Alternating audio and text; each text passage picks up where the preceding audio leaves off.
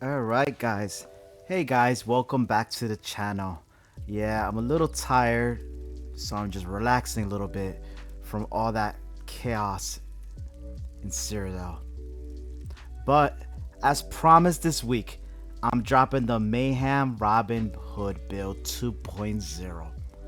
Now that the Mayhem event is over, you're mostly going to be dealing with tanky sub-meta players and those newly updated DK trolls.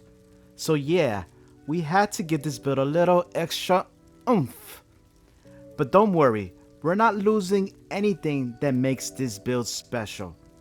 It's still fast, stealthy, and stalky. Because at the end of the day, we are still the ninja lurking in the shadows. Fast and furious, baby. Now, I'm not gonna dive too deep into the super technical details here, since you can check the previous build video for the full breakdown. Both versions are pretty similar, strong, but they both play a little differently. The old version, more like Catch Me If You Can, slippery, speedy, a real ninja nightmare to pin down. This new version, still quick and flashy like Speedy Gonzalez. But if you try to stop me, I promise you're going to regret those 2 seconds of your ESO career. So for the skills, we're using Shadowy Disguise. Shadow Image. Like I said, I'm not going to get too much into details of the skills. However, this is super important because I see people, they're trying to do everything they can, but they're not mastering the art of shade. So important. This is your friend. Your little friend, my friends. It's so important. I'm gonna emphasize it. That is your friend. You're trying to escape. Look what happens. Please work on it. Once you master, I'm telling you, it doesn't matter who you're playing against. Even people, even trolls, anyone who tries to chase you, I'm telling you and I guarantee you, even though they know you're using shade, it is very hard, and you can manipulate it. It is very hard for them to know what direction you're going to. Once you master it, it's almost impossible for them to know what you're going to do. Even if they see you go to the right, you can always manipulate it, followed by also your other ulti that you're going to have as well. We have poison injection. Now here's a plus for the poison injection. I use poison injection for the dot. Also deals damage 120 under 50% health. I do it more because I like to dot, but in all honesty, because you're going fast and furious, sometimes you're probably not going to be able to use as much. Sometimes you could literally use a quick combo as snipe followed by the Toxic Barrage. However, if you want, I know people are worried about brutality because I see it all over the comments. They're so particular about the brutality. Brutality is super good, but there's other ways around it, especially if your weapon damage is really high. And having high weapon damage is good because it also makes your vigor or any heals quicker. So you can go the other morph, arrow, I believe it's arrow injection, and that one will give you brutality if you don't care too much about the dot and you're worried about tankiness. So that's more a preference. For me, how I use my brutality is two ways.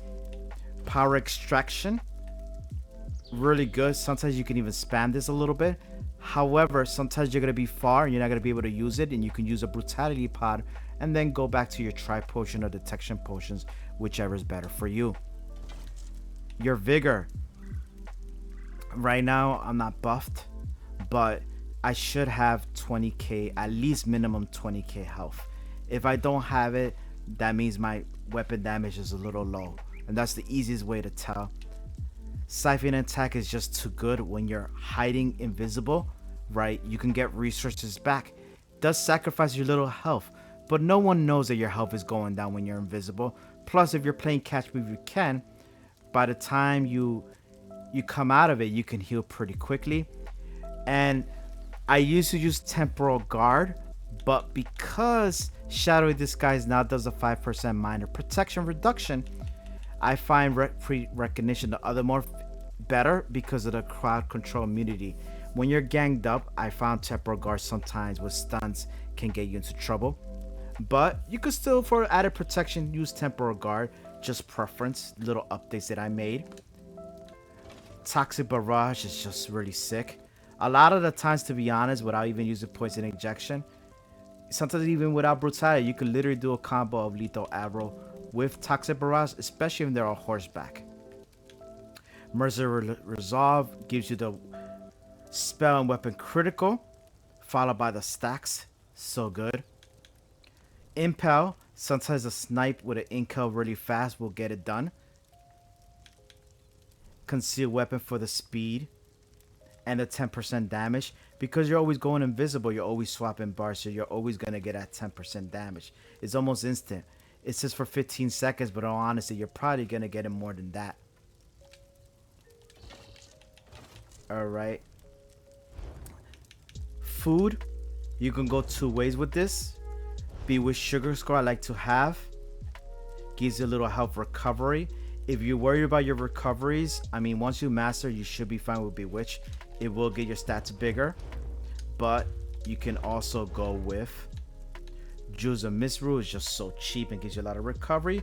Or you can go with the Golden or Zorga. Way expensive, but it will give you a little bit more health. The sets.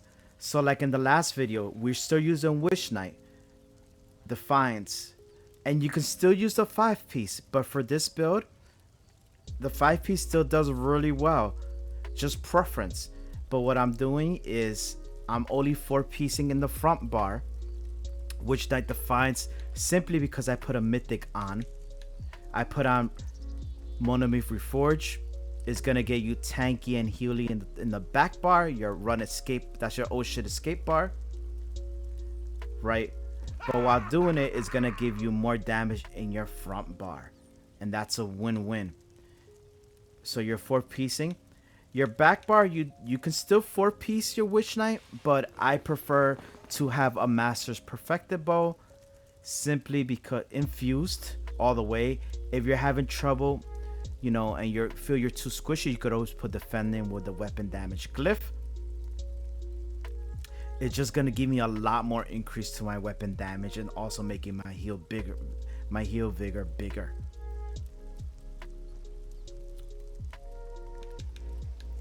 Okay, and here's the thing: the reason I'm not 5-piecing it, I'm using Monolith plus I'm using Bulag.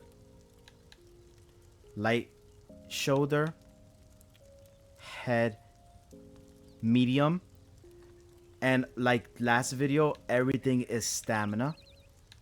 Everything is stamina, and we'll continue to use Shatter Fate. Now, because we don't have the Wild Hunt in this build, and you can still use Wild Hunt. If you don't have any of these glyphs, you can use Wild Hunt. You can use Dealer's Fee. You can also use Saint Seducer. They all do really good. There's pros and cons to everything of it, but you can use any of those kind. But I use Monolith. I just feel it does a little bit oomph to this build. Other builds I'll be using other mythics. If you decide to stay with Wild Hunt, I would suggest either go Bloodthirst, you go Infused Weapon and Spell Damage, because you have a lot of speed. Mundus, a Mundus change. Because I don't have the Wild Hunt, how do I replace that extra stealthy speed? To be honest, because this is a pure Bobo, it's going to be stealthy. But I'm using the Steed, increase your movement speed by 16% and help recover by 389, the Mundus Steed. You don't have to go with that. If you feel your speed and your stealthy way enough that you can escape things, then that's an added plus. And in all honesty, if that's the case, then now you have an extra plus. You could sacrifice that Steed and put penetration or weapon and spell or recovery. You could pretty much put it on anything. But if you feel you need more speed, then definitely that is your safe Mundus to go to. Champion points are still the same as the last video. You can check that out. Like I said, I'm gonna just go very straightforward with this video, and then on to some quick highlights. Another change that we're doing finally too as well is the vampire. So in the last video, I'm in stage Vampire 4. This one, I'm only going to